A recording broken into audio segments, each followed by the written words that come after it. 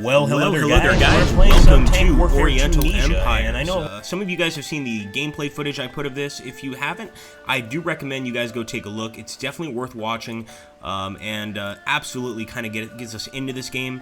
So right now we're playing as the Shu Empire. This is where Szechuan spicy food comes from in China. And right now I'm just trying to go ahead and build up the province. We're essentially trying to increase our population by building farms. This is the most effective way, and at the same time, if we look at our actual buildings, we're actually also building some civic buildings. Right now we're trying to build a palace. It's going to take a while to get that palace up, but I think it's important to sort of establish ourselves in the great Chinese landmass that we see before us. Let's also make sure that we've got enough farms going on. Now we've got these guys, they're fine. These guys are also probably okay, and the Chengdu also have farms going as well. The problem is, we've got two generals here, and this is one thing I love about this particular gameplay series, is if we take a look over here at P, we can actually see, don't laugh at the name, come on, guys. Be mature. So we're going to go ahead and take a look. For instance, over here we've got Lao Zhu. This right now is our faction leader, and we can see his authority is really not very good. Is the leader of your faction your King Emperor Khan. You may use him the same way as other characters to lead armies, govern settlements, but there are a couple of extra things to consider. So authority is very important, and really one of the best ways to get authority is to take provinces, win battles, etc. That's Lao Zhu. And we've got another one here, Yi An, and he is our faction heir. So what I'm going to try to do is I want to build a larger army. It's going to cost us more money, but I want to be able to send some armies down south. So I'm going to get some noble archers. It looks like we can't get noble archers, but we can definitely get some peasant light archers. And I don't want to push our luck. We already have quite a lot of guys here. So I'm going to go ahead and move back a little bit. I'm going to take our heir here at P, and I'm going to send him out. Actually, not our heir, our faction leader. So I'm going to take just about everybody. I am taking a lot of men out of this settlement. I hope we can make up for it later, and we can certainly build more armies to fill these ranks, but we can't build too many, because if you guys look up here, this is where we're making money, and we want to make sure that that income keeps coming in. Let's end the turn, and we have a technology warning, warning us that we can still focus on another technology. Flood control will give us some well fields, which I think is going to help us really build our income and make some better farms.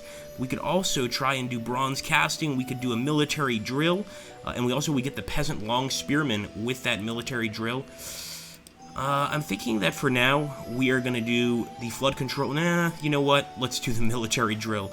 It's going to be tough for me to play this game. It's very much like Civilization 5, but I think it's actually much better. And so we're definitely going to have some instances where we're not really sure what to do. Now, right now I'm moving slowly because I want you guys to be able to see just the beautiful landscape that the game has to offer. And this is our first army. Remember, we're not an empire yet. We're basically just a village community that has gotten together and is now under an actual single king, a ruler. But we're not at all at empire status. And as you can see, we've also got something else over here, rhinoceros. And we can use this as protective coverings, and we'll receive an extra income of 60 per turn. So we need to keep growing our villages or our settlements to a big enough number that we're going to be able to essentially get that. So we can actually go ahead and continue. Beautiful. And I'm going to take these units and go here. There's apparently somebody here that wants to meet us, an encounter opportunity. I'm not passing that up, but I am going to go ahead and check to see if I can build any more farms, and sure enough, we can definitely build more farms here at Chengdu province. Not as many as I'd like, but you know what? It's better than nothing. And let's go to Jitong. And I want to see if... No, I'm not going to build any buildings there. We need to keep saving our money. But maybe we can build some more farms here at B, and we can. And we can also focus on maybe building some civic buildings. So it looks like getting a granary would allow us to store grain. But again, we're putting a huge dent in our income right now, and I'm just not sure if that's the best idea. The Bazaar would help us make some money. I think that's what we want to focus on. So let's do a Bazaar. Of course, this will allow our people to sell their goods. And at the meantime, we're going to meet up with whoever we need to meet up with here. Probably some peasants grumbling about something. But after we meet up with this character, we need to go to Chengdu province and try to look for some bandit armies. Try to build up our leader's reputation. In the meantime, one thing I definitely have to do is increase the amount of units this guy has. And right now, we can't recruit. I'm trying to see why not. Could be an issue of population.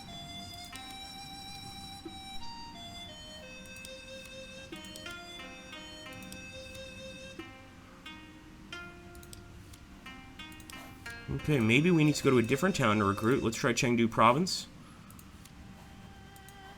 No.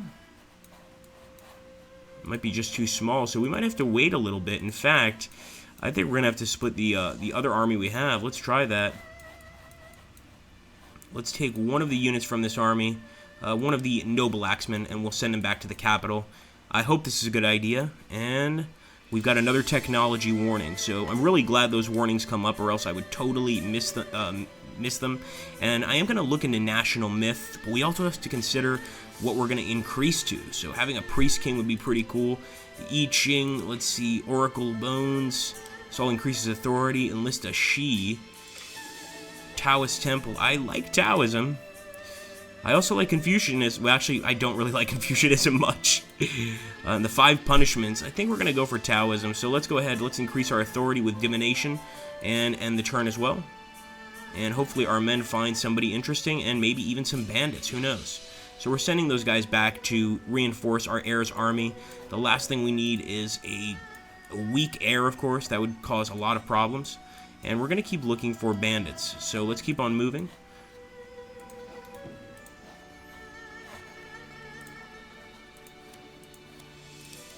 There we go. So we can get at least some spearmen.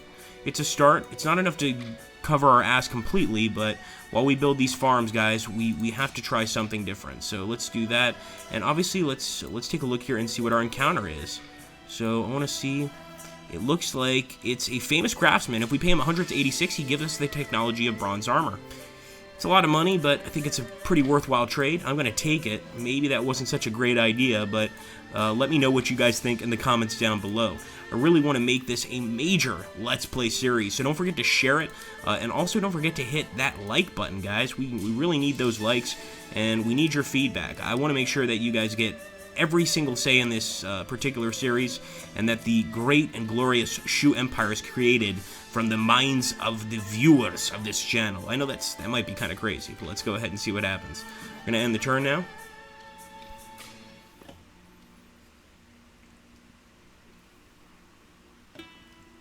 So far, we have no bandits to worry about, and we also haven't noticed any other settlements.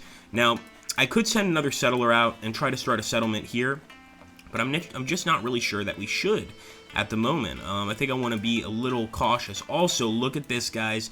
Let's go to P. We've got our Imperial Palace, our first Imperial Palace. It's beautiful. It really is. I mean, there's even better ones that we can build, but this is definitely, I think you guys would agree, a start into the direction of greatness amongst the Shu Empire. Let's go ahead and move back, and we're going to keep moving our guy. And let me know, guys, if you think we should build a settler against... Remember, a settler is 500. It's not cheap. We'll end the turn here.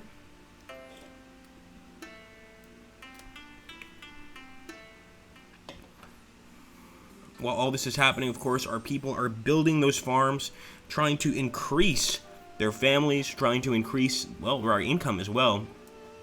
So we got the achievement of trader unlocked.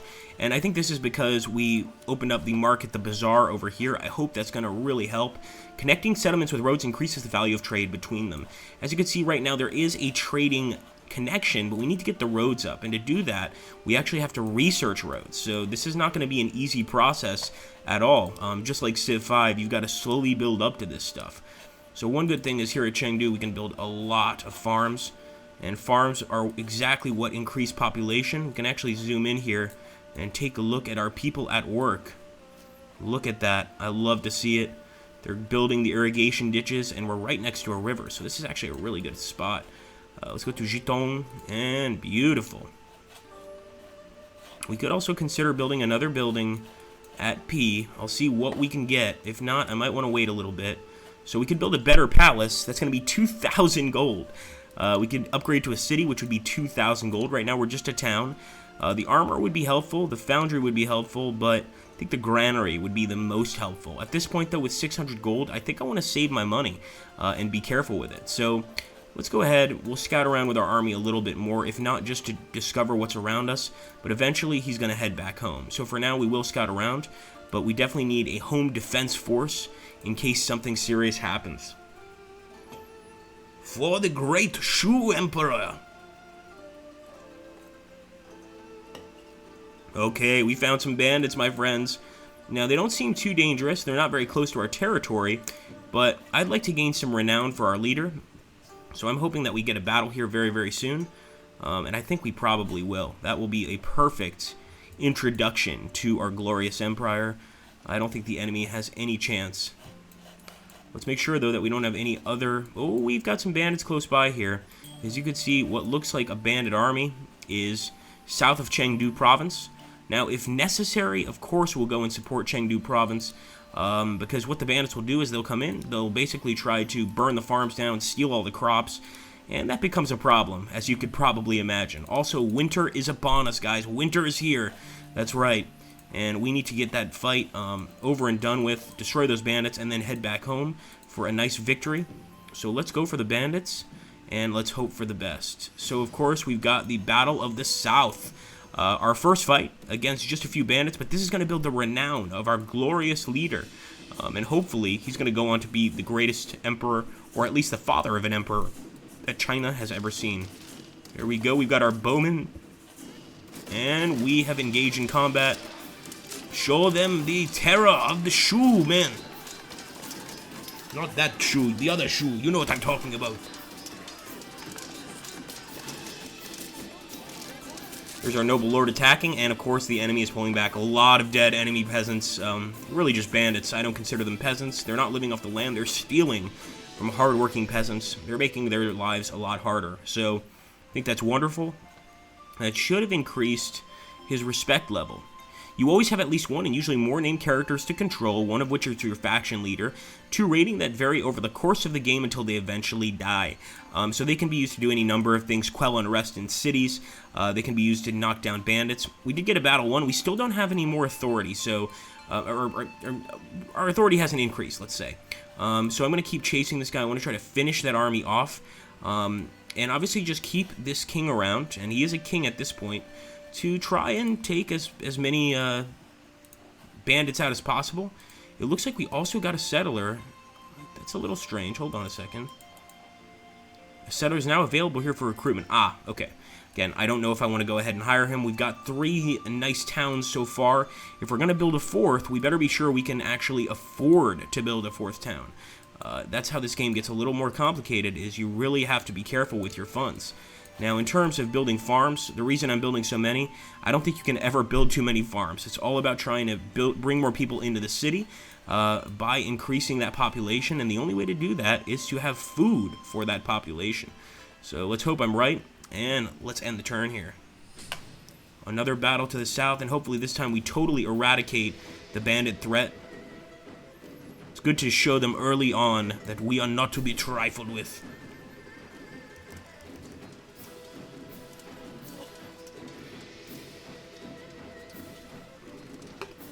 And of course, typical bandits, they run away without even really putting up a fight. I'm actually a bit offended. We put everything into that, and they just turned and ran. Oh well, that's the way life is sometimes. And they're still around, so I'm kind of tempted to chase them, but if that other army is getting closer to my settlement, I might put that on hold temporarily. If anybody has any tips on how to make gold show up faster, please let me know. That's certainly something we want to learn. For now, I'm going to go ahead and attack again. And if you take a look above our characters, you can actually see sort of like a little private, I think it's a chevrette is the correct term, which essentially shows you the rank. So these guys are gaining rank, and that's a good sign. Obviously, that means that they're doing a little better than we expected, but even with 2 battles won, his authority hasn't gone up. Could mean he's not a very good leader, and that's always a possibility, of course. So we definitely want to worry about that, but we also have high noble unrest. It's due to your authorities having more than your authority rating. So we need to increase authority, and one way to increase it is to actually build another settlement. So I'm starting to think maybe we should go and build another settlement. I hope this isn't a mistake, but I'm going to go for it. So let's grab a settler.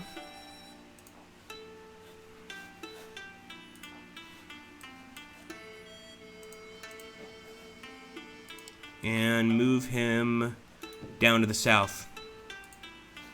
Okay, we definitely want to go ahead and keep working on our technology. And this time we have 2 technologies to focus on. The weaponsmith is good, but we definitely want the jade scrape So jade working is going to be important to our people. And let's move to power. This is my most concerning, and I'm going to go for that flood control we were looking at before. Eventually, we'll keep moving on. Let's end the turn. Another battle in the south? Wait a minute. Well, I guess now it is, yeah, once again, the third battle in the south. Why not? Here we go, guys. Show glory, boys! Of course, we're going to be bringing these guys back to our native regions. We don't want to keep them out here forever fighting bandits. And they get farther away from the towns. They can't control the nobles, and eventually we've got a revolution on our hands. We just can't have that, guys.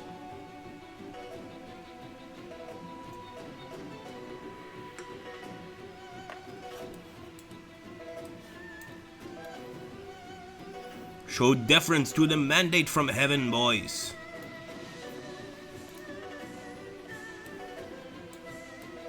Alright, everything looks pretty safe. Those bandits were staying put.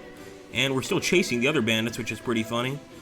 So we might go into these deep, dark woods to destroy them. Or maybe that's not even worth it. I guess we'll have to determine whether or not that's the case. And with this, we could build another province pretty close here. But we're going to be building near a lot of woods. So we're going to have to cut these woods down to obviously grow a little bit more. But I'm going to let you guys decide what to do next. Also, we've got a group of units here, the Zhao. We haven't discussed anything with them yet. So as far as I'm concerned, they are a problem. Now, the thing is that, and over here we've got another unit, and these are the Ba. The thing is that once these guys enter your land, even if you haven't declared war, they're still going to use your farms. They're going to eat from your farms, and you can attack them without having to declare war. If we do declare war, we better be damn sure that we can win the war, or not. Or if not, we're going to have a serious problem. So for now, I'm going to head back to Jitong with this army, but I do want to watch the Zhao and, I believe, the Ba. So the Zhao and the Ba, and consider maybe attacking one of them. I'm not sure what you guys think, but I certainly have a lot of ideas. So let me know in the comments down below what you think I should do. And I really appreciate it, guys. I hope you're enjoying the series. I'm loving making it. Thank you to Dally for making an exceptional thumbnail. And I hope you all have an awesome day.